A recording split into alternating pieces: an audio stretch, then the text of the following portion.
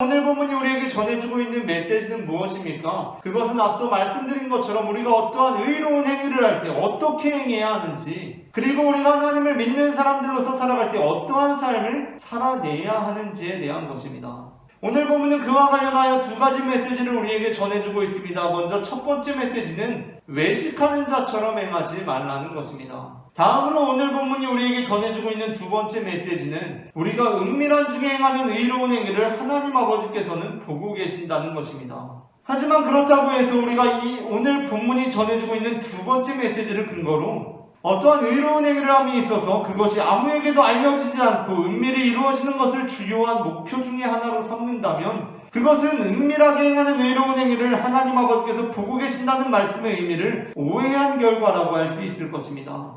왜냐하면 오늘 본문에서 전해주고 있는 두 번째 메시지가 우리에게 명령하고 있는 삶은 우리를 향하신 하나님 아버지의 뜻이 은밀한 중에만 이루어져야 한다는 것이 아니라 은밀한 중에도 이루어져야 한다는 것이기 때문입니다. 우리가 예수님의 친구가 되었을 때 예수님께서는 우리가 예수님과는 관계없는 은밀한 영역들을 남겨두는 것을 허용하지 않으십니다. 오히려 아버지의 뜻이 하늘에서와 같이 땅에서도 이루어지기를 바라신 예수님께서는 우리가 은밀한 곳으로 남겨둔 골방의 문을 두드리시며 그곳에도 하나님의 나라가 이루어지기를 촉구하십니다.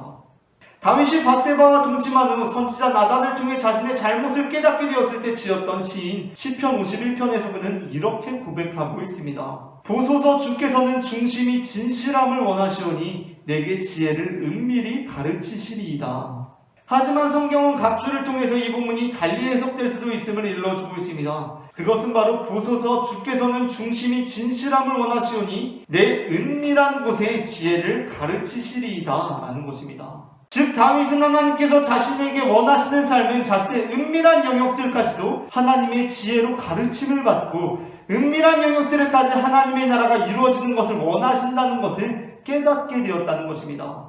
그렇다면 하나님께서 왜 우리의 삶의 은밀한 영역들이 소멸되고 우리 삶의 모든 영역에 하나님의 나라가 이루어지기를 원하시는 것입니까? 다윗은 그 이유에 대해 이렇게 고백하고 있습니다.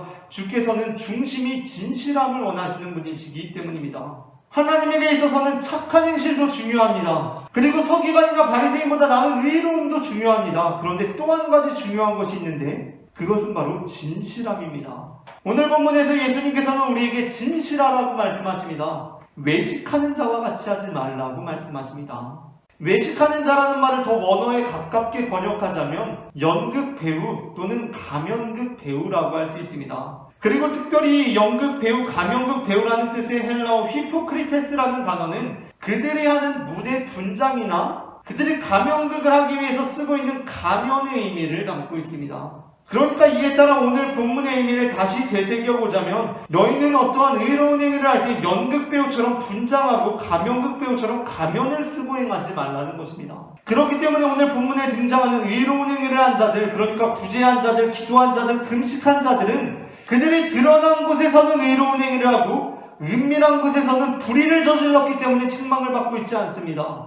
그들이 의로운 행위를 했음에도 불구하고 외식하는 자와 같이 행했기 때문에, 그러니까 의로움이라는 분장을 했기 때문에 책망을 받고 있는 것입니다. 그렇다면 예수님께서 말씀하시는 진실함이란 무엇입니까? 그것은 의로운 행위를 할지라도 의로움이라는 분장을 하지 않는 것입니다. 그러니까 의로운 행위를 계속하면서도 나 스스로 의로운 존재로 둔갑되는 것을 계속해서 거부하고 경계하는 것입니다. 그야말로 오른손이 하는 것을 왼손이 모르게 하며 머리에 기름을 바르고 얼굴을 씻는 것입니다. 하지만 우리는 하나님 앞에서 우리의 메이크업을 지우고 가면을 벗는 것을 주저하고 두려워합니다.